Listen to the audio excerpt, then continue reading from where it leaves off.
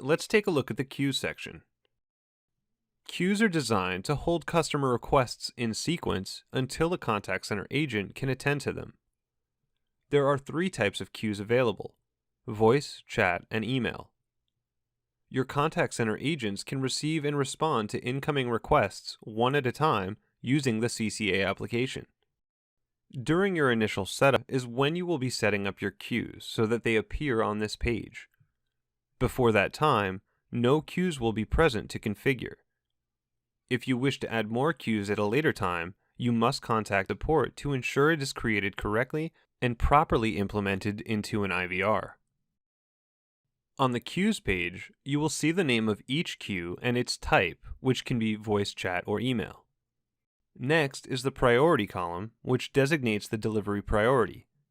This means if you had a queue that required calls to be delivered before other queues, then you could change the priority of this queue to 1, which is the highest priority. For example, let's say you have a customer service queue and it is set at a priority of 5, and then you have a VIP customer queue which is set at a 1. If both these queues get 5 calls for each one, and you have 5 agents that are members of both queues, then each agent will get 1 call from the VIP queue, while the other 5 callers in the regular customer service queue will remain on hold. If you wish to determine priority based on the agent and not on the queue, then this can be done in the agent section, which will be covered later in this training.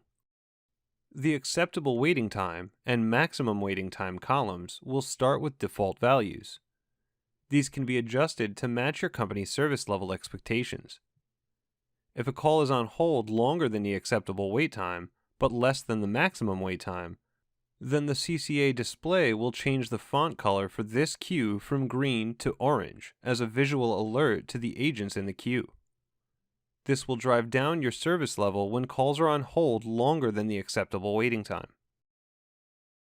The maximum waiting time designates what is too long for a request to wait in queue.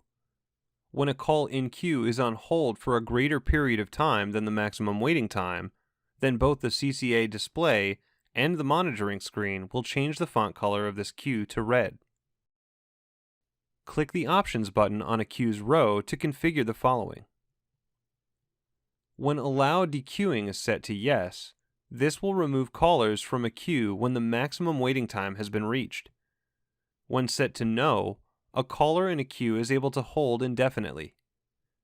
This should be discussed and implemented with Intermedia prior to enabling this feature to ensure that callers who are removed from the queue are sent to a desired voicemail, callback queue, transferred, or presented with a recording. The default dequeuing procedure sends the callers to a voicemail. Active Bulletin lets you select a bulletin to play that you have previously created. A bulletin is a recording that is used to announce important information to callers, such as service outages, office closures, special promotions, and any other messages you decide to play for your customers. A good example of making use of this feature would be if dequeuing is set to No, and you have many callers on hold that have waited for longer than the maximum waiting time due to a service outage. An admin could come here, activate a temporary bulletin that explains the outage and apologizes for the inconvenience, and then callers who are on hold in the queue will hear this message. Mailbox. This field is where you input the email address for where voicemails should be sent to. When entering multiple email addresses, separate them by using a semicolon or a comma with a space. Calling name, which is for outbound call use only, is a drop-down menu that lets you overwrite information that is displayed on a phone when a customer receives a call. Use default values will display the default information on the phone. You can also set this to use queue name to display the originating queue name on the phone display, or set it to use DNIS label to display the originating DNIS label, which is simply the original dialed telephone number. AutoConnect Survey allows you to specify a survey, which can be described as a second-level IVR, where the caller is automatically connected to once the contact center agent hangs up the call. Your survey must first be created and then set here for callers to be sent to it. Next are the headings across the top of the queues page. Manage Queue Groups allows you to set up groups of queues that can later be applied to bulletins, the metrics dashboard, working hour schedules, and even some reports where there are queues as a parameter. Manage Alerts allows you to configure alerts or conditions for each queue listed, different levels of alerts, and the time period for which each alert is active. On this page, you will select the queue you wish to configure. Next, select the alert level, which can be level 1, 2, or 3.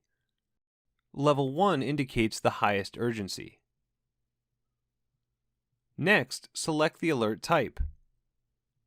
Queue unattended means no agents are signed in during open hours of operation. High waiting time means a request has been waiting in queue for longer than the configured minutes. Heavy workload refers to the number of excess items in the queue, meaning if the number of calls, emails, or chats exceeds the number you input here, then an alert is sent out. Low service level refers to sending an alert when the service level percentage falls below the input percentage. Too many agents available refers to the number of agents available for an extended length of time. The number of agents and length of time available are configured here. When one of the conditions is met for these alerts, then an email is sent out to the address input during setup. Once the alert has been configured, you then go to the Recipients tab to configure who will receive the alert emails.